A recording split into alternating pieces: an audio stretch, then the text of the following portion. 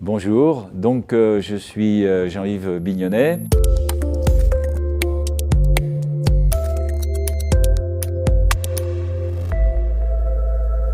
Comme vous le savez sûrement, cette habilitation à signer des diplômes d'ingénieur n'est pas donnée d'une manière très simple à n'importe quel projet, et notamment à une époque où les écoles d'ingénieurs étaient dans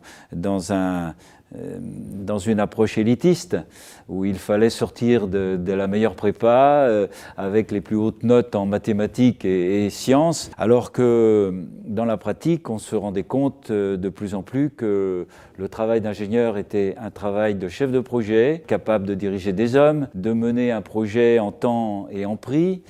Et donc l'idée a été de permettre à ces jeunes de rentrer dans une école d'ingénieurs à leur mesure, en créant d'entrée de jeu une pédagogie de projet.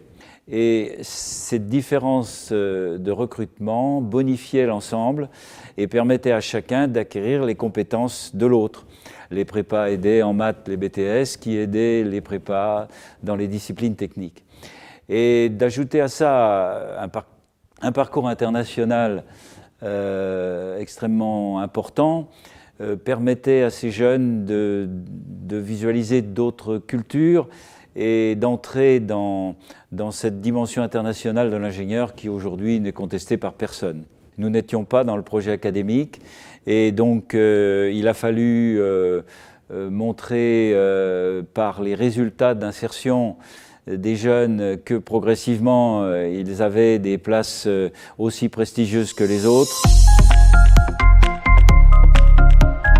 Vous savez qu'il y a 140 écoles d'ingénieurs à peu près en France. Le jour de la première conférence des grandes écoles qui s'est réunie au CNAM à Paris, je ne me souviens plus de la date, mais je me souviens très bien de cet amphi où nous étions 150 peut-être, où le président a accueilli les ZEP et ma personne nommément, et tout en précisant ce projet ambitieux qui était le nôtre.